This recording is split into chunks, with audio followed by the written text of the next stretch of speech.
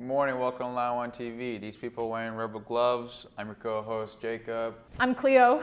And she's hungover, and when she fell asleep, people drew on her arm. They drew... Baba Booey. No, it's a rash. Baba. It's not a rash, it's superpower. Earth Day was on April 22nd, but they're still doing their due diligence, so that's great. Marking the first week of May, let's speak on some upcoming spring-summer attractions. The Toronto Island's quaint little amusement park, Centerville, is opening May 3rd, having around 30 rides. Almost all of them are for kids, but, and I didn't write this, apparently the Scrambler is goated. Scrambler ride. Scrambler ride, really cool. Cleo wrote that line, and she was rambling to me about how goated it is. More importantly, Canada's Wonderland is going to be opening on May 8th. Wonderland this year has a new attraction. There's a new ride that's going to be going through the mountain. There's already like 2 coasters there, so it's going to be looping around. They're also getting rid of Time Warp. I say good riddance. Screw Time Warp. Gave you freaking whiplash. You know what, I got a change of heart. I'm going to attend Centerville, and I'm going to push all the kids over. And I'm gonna force myself on the rides. I'm gonna cram myself in there. On May 3rd and 4th, the Guitar Expo is happening. Check out all your guitar needs at the Guitar Expo. Tickets are only $10, so get them before they sell out. The Toronto Storytelling Festival is going on from May 2nd to 4th across many locations in Toronto, including the Reference Library and the Well. If you're interested in stories or oral storytelling or just storytelling in general and exploring the ways that you can convey narrative, check it out, it's worth a visit. The end. I hate stories. But you know who doesn't? Chris Markland, our co-host, who went over to interview comic book shop owners. So let's go check it out. Over to you, Chris. Start transition. What's up, y'all? It's your boy Superfly here on this beautiful spring day in downtown Toronto. And me and my friend Sarah here, we're going down to the Silver Snail comic book store. We're gonna get our weekly fix on like all the latest Marvel DC stuff, you know what I'm saying? Honestly, it's my favorite comic book store here in Toronto. I've been going there since I was like a little kid, since they had that location on Yonge and Dundas.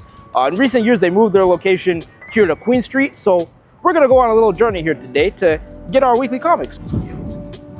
A lovely day. Y'all never forget the time I got food poisoning from here. We just Spadina McDonald's, yo.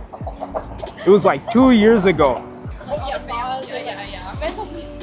What comics you hoping to get today? Maybe some X-Men. I've been wanting to get more into the X-Men comics, but I don't know where to start, so I think today will be a good day for that. Yeah, we gonna see. Yeah. I think we're gonna take a slight detour to, is that Graffiti Alley or is that just like an alley that really looks like Graffiti Alley? No, that is. Yo, either way, it's an alley with graffiti in it. We're definitely checking it out, yo. All right. Say what you will about the streets of Toronto, there's always room for a photo op, bro. Every time.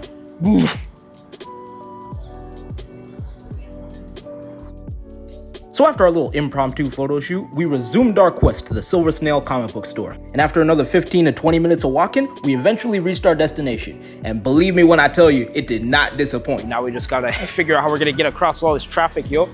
The first thing that catches your eye about the store is the iconic black and white line art of the mural on display, designed by local Toronto artist Yanni Lowe. All right, so we are here at Silver Snail. Like I said, it's one of my favorite childhood stores, even back when they were on their Yonge and Dundas location.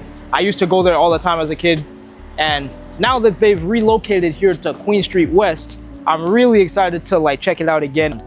If you've watched X3 or X-Men Dark Phoenix, which came out, basically forget everything you know about those movies because those movies are terrible. This is where it's at. This is where you get to see, like, this is personally my favorite era of X-Men, where like the team was very like closely knit, and it's like it wasn't nearly like as big and convoluted as it was today. Like the X-Men were basically comprised of like 6 people who were just like traveling around the world and like, you know, experiencing different stuff. So through this omnibus, you get pretty much like the entire Dark Phoenix saga that shows Jean Grey's kind of fall from grace, where she's consumed by the Phoenix Force. Yo, I feel like this art stands head and shoulders above like majority of like modern art today. Some cool little bit of history for you there, you know what I'm saying? I be putting y'all on. Well, folks, that's about all the time we have for this week's segment, but tune in next week to see my interview with the owner of Silver Snail Comics. Hello, Toronto. This is your host, Mina. What a week, huh? We've all finished finals and our assignments, finally, and I hope you guys have finished too. Are you looking for exciting things to do around Toronto since now you're done with school? Don't worry, I've got you covered. First up, if you're into pop art, don't miss Andy Warhol's factory-rated Tagliatella, Toronto. It's free and only open until May 1st, so hurry up if you haven't gotten to see this iconic Campbell Soup Cans in person yet. Then, on May 3rd, the AGU is opening Recuerdo, a stunning Latin American photography exhibit featuring Graciela Iturbide and Rafael Golgi. It is also included in just the general admission fee. Fantasy fans, Dungeons & Dragons, the immersive quest is happening at Square One in Mississauga. It's an interactive adventure and runs until May 4th, so hurry up and go see it. A powerful new Canadian play, The Roof is Leaking, opens May 1st, exploring family and cultural expectation, presented by Playa Days Theatre, and our roofs are not leaking at OCAD here. And if you're into indie theatre, check out the Fireworks Festival at Alumni Theatre running until May 11th. It's all about new works by local playwrights, so please go show some support and love. The Hot Dogs Festival is still on until May 4th, showcasing some of the best documentaries from around the world. Screenings are happening at venues all across the city. Imagine if there was a hot dog festival. Wouldn't that be so cool? Ovo by Kikudu Suli opens May 1st under the Big Talk at Lakeshore Boulevard. It's a colorful celebration of insect life with acrobatics and music that blows you away. Desperately need a laugh after 2 weeks of crying over finals? I know you did. Don't lie. Catch Stavros Halkins on May 2nd at Meridian Hall for his Dreamboat Tour, or bring the whole family to Mini Pop Kids Live on May 3rd at Queen Elizabeth Theatre. It's a high-energy show for all ages. Baseball fans, the Toronto Blue Jays have home games all week at Rogers Centre from April 29th to May 4th. And also on May 4th, the Toronto Marathon is taking place starting from Yonge and Sheppard. So go on and cheer on some runners and make their day. Well, I can't run, so I will be on the cheer team. So comment down below if you're going to be a runner or a cheer. Head over to Super Plant Sale at Toronto Botanical Garden, also happening on the May 4th. So May 4th seems like a very busy day. So whether you're into arts, theater, sports, or just want to explore something new, Toronto has something for you this week. Don't forget to grab your tickets, make your plans, and tag your friends. I will catch you all next week with more updates. Bye! Wait, one more time. Art. It's funny where it can be found. Even at Smash tournaments. Smash as a video game series is insanely popular, and it's to the point that there are tournaments in the city to prove who is the best. But recently, during a tournament, there was a music show put on beforehand and was absolutely amazing. And it was actually put on by the community's very own player, Jesse.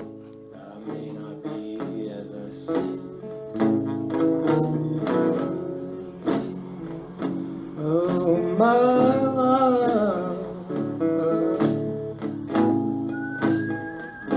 you put me through misery.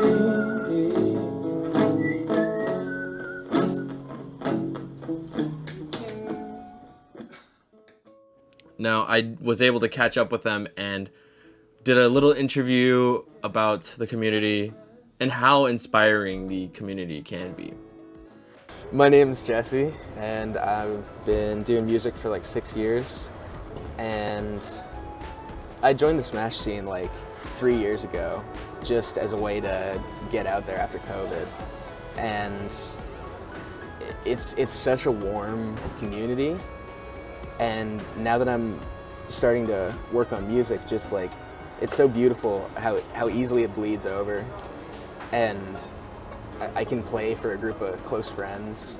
It's such a nice way to like start off my career.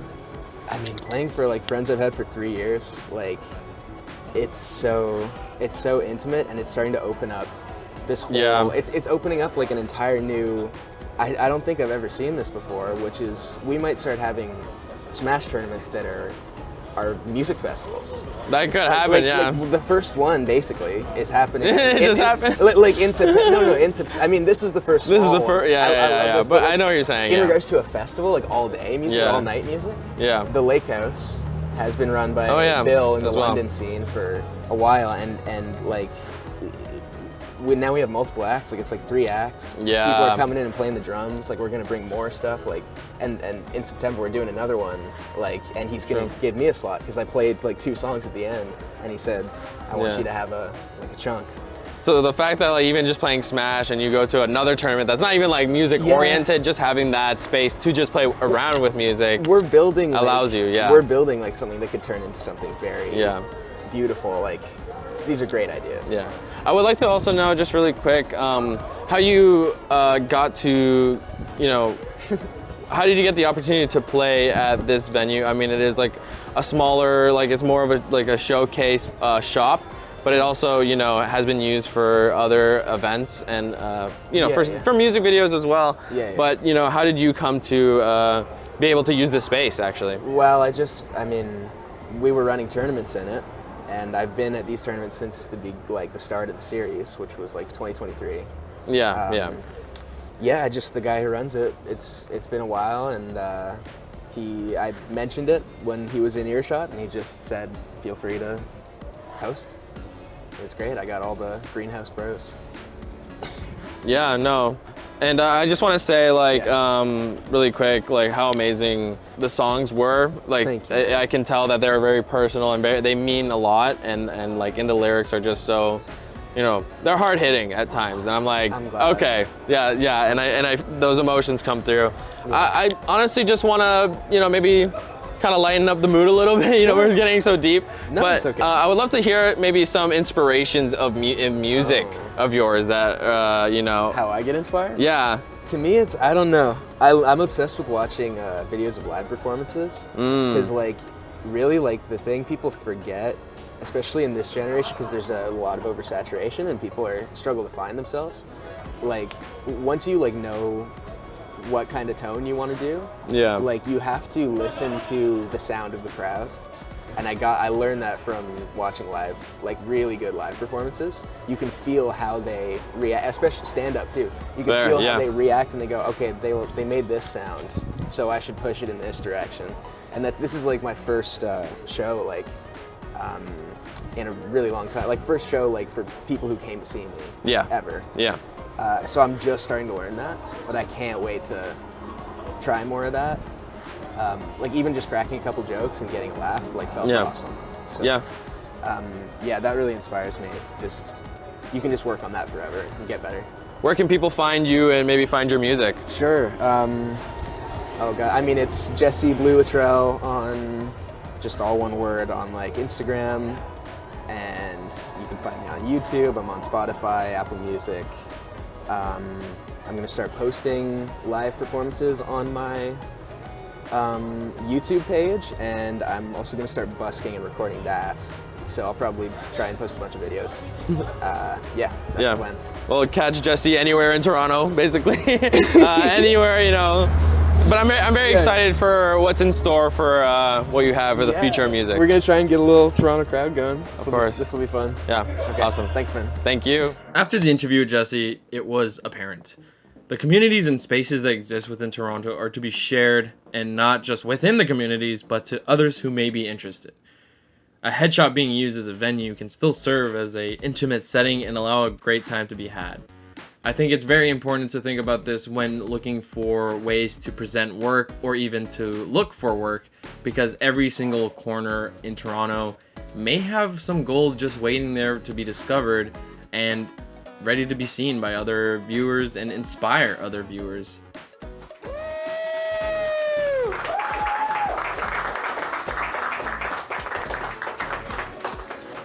Always look around Toronto for amazing art. Back to you guys. Welcome back. Thank you to our hosts, Elmer, Chris, and Mina. Now you're stuck with us again. Let's go into recap of the week. Guys, whenever we make episodes, we gotta research events, and a common theme is that we find events that are about a specific thing, And then we talk about how if you like that thing, you'll enjoy it. If you want to meet people who like it, you'll enjoy it. If you're a newcomer, you'll enjoy it. Veteran, you'll enjoy it.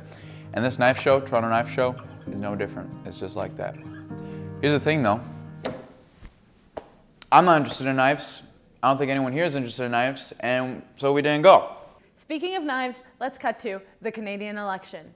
Technically, we're recording in the past, so we don't know the results. So, congratulations to Prime Minister. Guys, that's all we got for this episode. Thank you guys for watching. If you want us to check out something, if you want us to talk about something, leave a comment. We'll actually check it out. Thank you for watching Line 1 TV. And remember, if you see something, Say something.